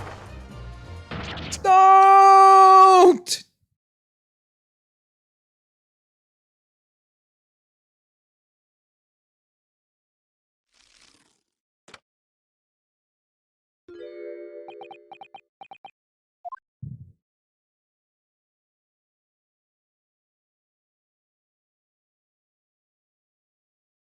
Wow. Oh, get off, please. We are now seeing your true features, I presume. Oh, he got dressed fast. He got Jesus clothes fast. Lift your head, sir, so the court can see your face.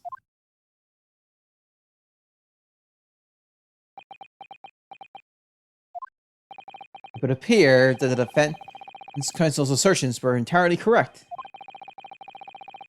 This has all been a very elaborate deception. So, witness, tell the court, have you seen this man before? I don't believe it, but... See, there is no question. This is the inspector we saw in the park. Extraordinary! On the day of the Redhead League's enrollment. The man claiming to be Inspector Grayson, who appeared for Mr. de Rosé and Mr. de Rousseau in the park, was you disguised as the inspector, or rather, was you posing as the inspector in no disguise at all.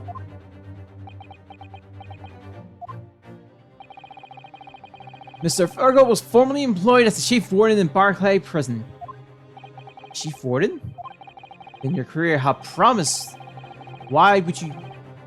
You would quite possibly have been the future governor of the prison. What on earth have you been doing peddling telling on Friendswood Street? Well, it's been 10 years since Mr. Virgo worked at the prison. 10 years? I'm really dreadful sorry about all of this. Yes, it's true. I am Deli Virgo. And you were the chief warden at Barclay Prison 10 years ago. So, where did Mr. Boone come from? Boone is the other me. It's the name I invented. Well, evidently, there is a great deal under the surface here. I'll explain everything. I'll tell you just how wretched my life has become.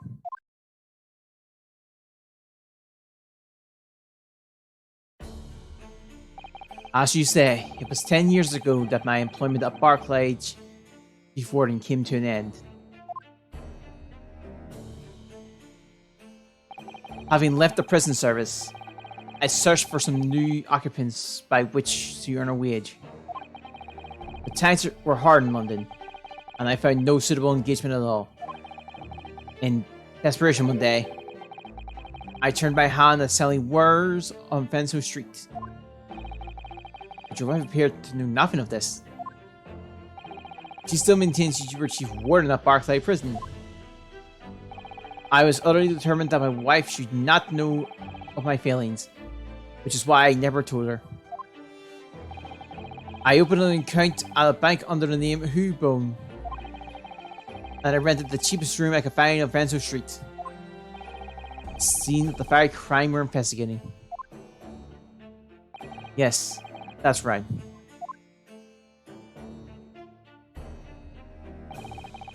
A place from which I could emerge every morning at 8 as a squalid peddler, and transform myself back every evening at 5 into a well-dressed man about town before returning home. That quickly became my daily routine. I was puzzled by the lack of furniture in the room, but that explains it. But why on earth didn't you just tell us this in the first place? I have a wife, sir, and 2 sons. And if I'm wishing to sound concentric, they regard me with some pride. Concentric, sorry. I couldn't bring myself to disappoint them. So instead, you decided to conceal your occupation from them. Yes. I made such a terrible mess of everything. Still, one thing doesn't add up. No matter how many tidbits of information you could sell to passing gentlemen, even at 16 pence apiece, you couldn't hope to match the salary you commanded as chief warden at the prison. Very true. You kept your family in comfort despite 10 years of somewhat misbegotten employment.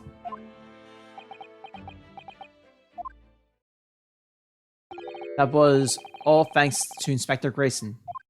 What? Inspector Grayson? What on earth? It was some years that after I invented the boon and begun my other life as a street seller. He, the inspector, that is, recognized me one day.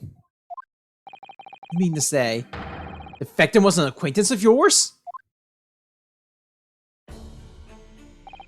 I knew him from my time working at the prison.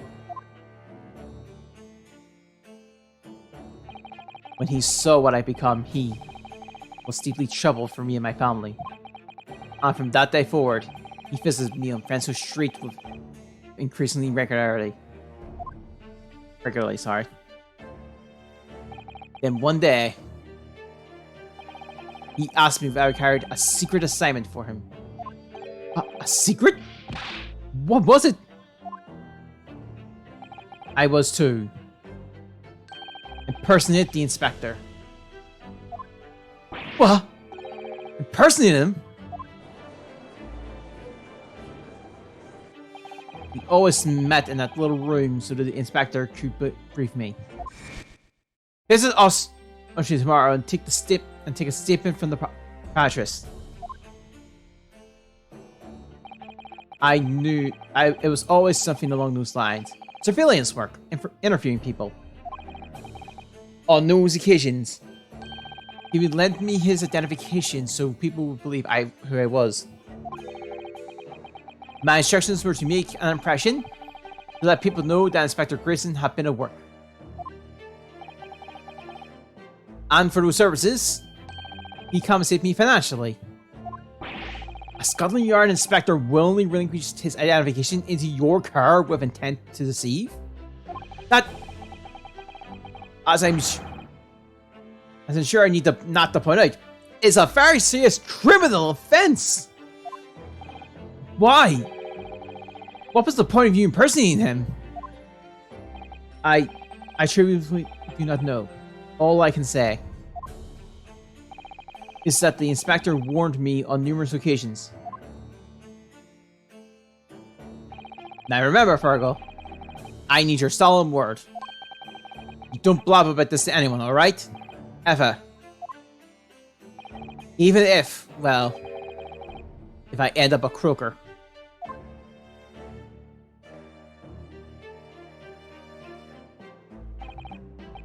In time, he started to bring papers with him to the room as well. It became something of a second office for him. So, in fact, the person who declared himself to be Inspector Grayson at the park on live stream was really... Yes, it was me, acting on the inspector's orders. As usual, I removed my bone disguise and then went as instructed to the park, armed with the inspector's identification book. It never occurred to me that the bruise on my neck might give me away.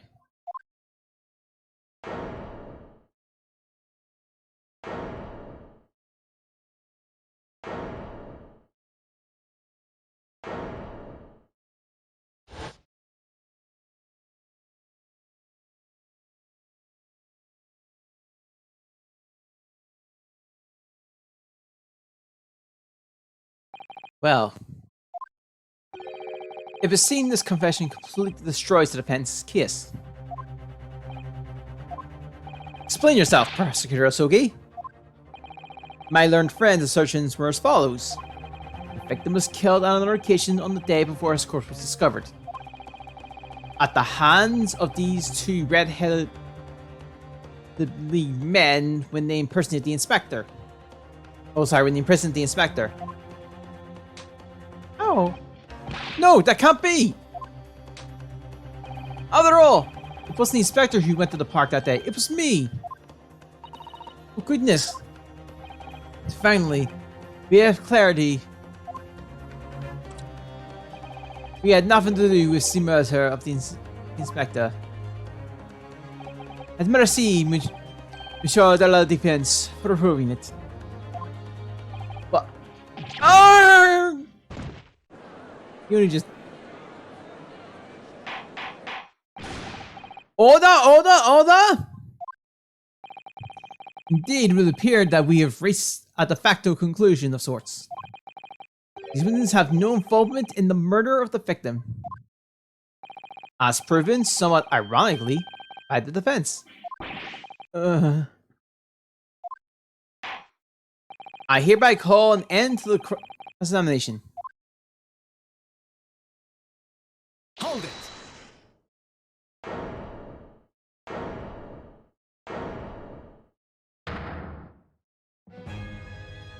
Pardon me, my lord. But with your permission, I would like to pose one further question to the witness. Hazuma. A question, Counsel. It concerns the events 10 years ago. I believe you would have been present at the very significant execution that was carried out at the time. 10 years ago. The execution of the professor. Genshin Asogi. I want to know exactly what your involvement was. Oh! Answer me, man! One moment, Counsel. Is this related to the current case? Naturally. It is the prosecution's belief that this case and the events of 10 years ago are essentially linked.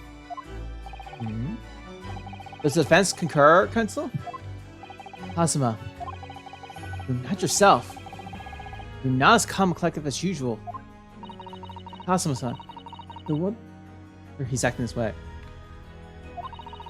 So for those memories of what happened 10 years ago, or tell a tale of Genshin Sogi's last moments. His own father. No, I do understand that. Even so, Prosecutor Sogi, do you genuinely believe that this question requires an answer in order to learn the truth behind Inspector Grayson's death? I need you to trust me, please.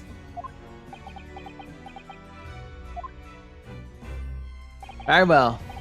The defense has no objections. See, in that case, you will answer the question, witness. The truth is, I remember very little of that time. You've forgotten? I'm sorry to say, yes. As I said, I resigned from my role at the prison 10 years ago. But for some particular reason, my memories of the events leading up to that moment is extremely hazy. Does that strike you as strange, Mr. Naruhodo? Sorry? Well, 10 years ago, 10 years is a long time. But to have forgotten the reason why he left such an important job. Yes, you're right.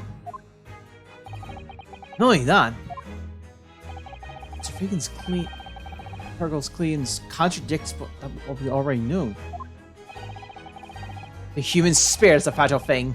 It's broken all too easily. Which is why we have a tendency to wrap it up for protection. Sorry? The human spirit? I'm afraid I don't understand what you mean. When we experience pain and suffering that we feel unable to bear, we block it out, obliterate it from our memories, seal it away. But it never truly leaves us. If the seal is broken, the memories resurface. And when they do, that fragile spirit may finally be crushed. But I really don't... Hazuma-san. If it must be crushed, then so be it. Because the truth will not stay buried. It's coming out, one way or another. Right, now I understand. It's clear what his intentions are. He means he spoke the truth, at any cost. Perhaps if I pointed out the contradiction in what was referred earlier, might cause some crucial memories to return to him. Should I? Should I present evidence or not? Just save, and I also want to double check on that path.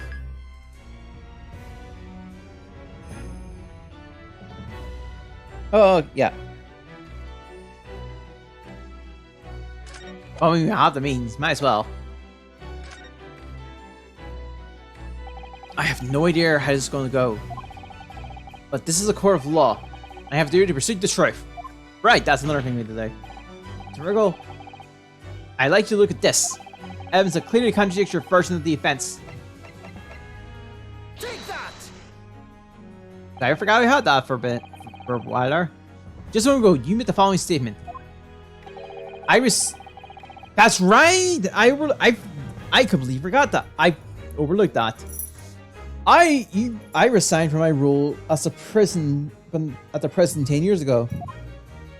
Oh, well, yes. In other words, you claim to have left the post of Chief Warden of your own volition. Well, yes, of course. Why? Tell me. Do you remember seeing this document before? No, I don't. This is the dismissal notice ordering the immediate termination of a prison staff member's employment. A dismissal notice? And the man's name on the notice is yours, Mr. Fargo. What? What? It's mine? You didn't resign from the prison service at all. For some reason, you were dismissed as chief warden from Barclay. No, there's been some mistake. I'm sure. I'm sure I tendered my resignation. This dismissal notice is nonsense. Isn't it? If you were forcibly dismissed, there must have been a good reason. Clearly, you did something. Mr. Fargo, it's time to break the seal on how you remember.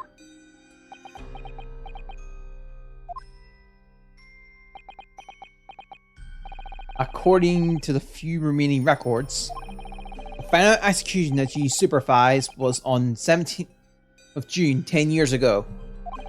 On that day, something very serious took place at Barclay Prison.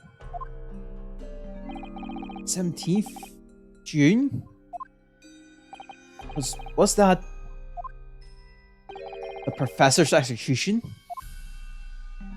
Oh, that's sir. As you were the chief warden at the time, it stands to reason that you would have been present for the proceedings. It does sound familiar. And yet, that execution never took place. Convict, ostensibly executed earlier that day, later re-emerged from his grave. Convict came back to life? In the cemetery in the middle of the night, there was a witness. However, the witness claimed that the moment after he saw the convict chimbering out of his grave, a gunshot rang out from over his shoulder, and the bullet pierced the professor's chest, killing him instantly.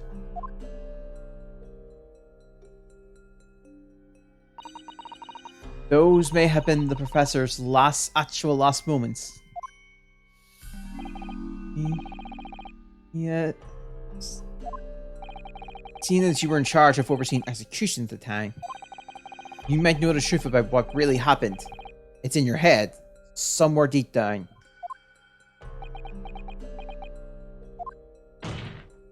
Well, Chief Warden Daly Virgil, I know those memories in your head can't explain what happened on the 17th of June 10 years ago. And now it's time for you to drag them up. Arg.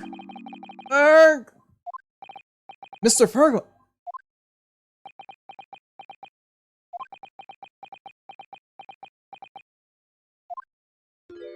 Yes, the whole prison. It was complete chaos. The prisoner escaped. He was killed in the cemetery. The shocking news ripped through Barclay like a hurricane. What? What? Order? Order! Order! Order! Do you mean to say, Mr. Fargo, that your memories at the time have returned? My head, it's... It's like some floodgates have been opened. The images, it screams. Oh, my goodness. The papers. There were reports, articles about a man who's seen a ghost. Yes, an oak stabber. But I'm sure those reports were exaggerated. There were traces at the scene. Just a one. In Lowgate Cemetery, a plot number 139. Blood. Lots of blood. That's where the man was buried, of course.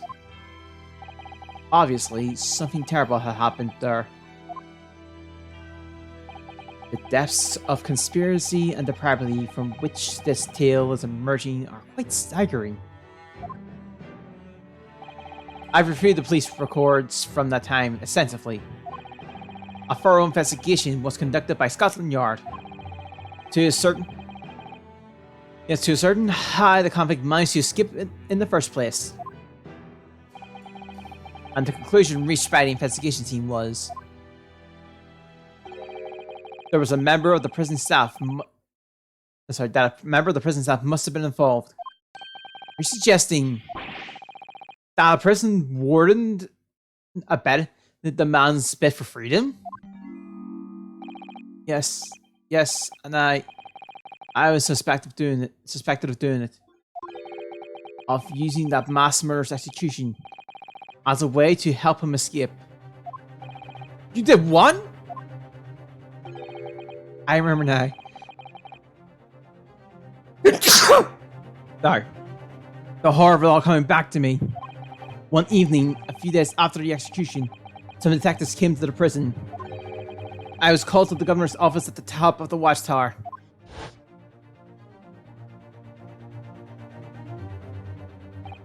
I'm sorry, Daly. This is a serious business. But can I help you? No. As chief warden, you were responsible for overseeing the execution of 4, eh? Well, it seems the fellows of Scotland Yard would have a few wee words with you about it. You better pack your things, laddie. You're to attend in person. As soon as he told me that, my mind just went completely blank. And the next thing I knew, the professor, the most hated killer in our country's history. I let him escape. Finish my life. It's over. Oh!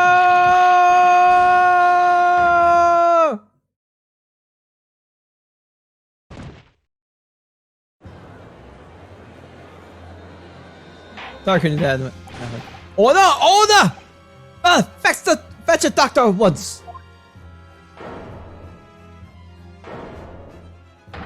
Court is adjourned for the day with immediate effect. So, with Mr. Vigil's collapse, proceedings came to an abrupt end for the day. Once again overshadowed by the legacy of that notorious killer, appearing like a cursed ghost ship on a foggy ocean. Lord Van Zeeks, Mr. Vigil, Cosima, and Gregson. All of them bound by invisible chains anchored to the same wreckage in the murky depths of the past. But the miraculous light that had been trying to cut through the gloom and shine on those tragic events was playing on the edges of the truth at last.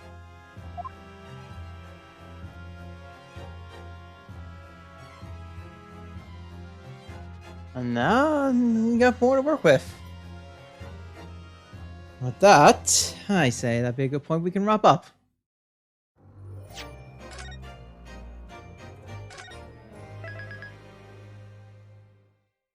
Yeah, more investigations. Yeah, and we'll wrap it up there. Anyway, like I said, I'll wrap things up from here. Thanks for all tuning in. See you update. Have a good week. we will continue this, of course, Wednesday. And we'll see where we go from there. So with that being said, things will be Nature and I fully back to normal and everything, so we'll just go from there. So with that being said, I'll see you. I hope you all have a good day, and I'll see you all next week. Well, next time. Bye.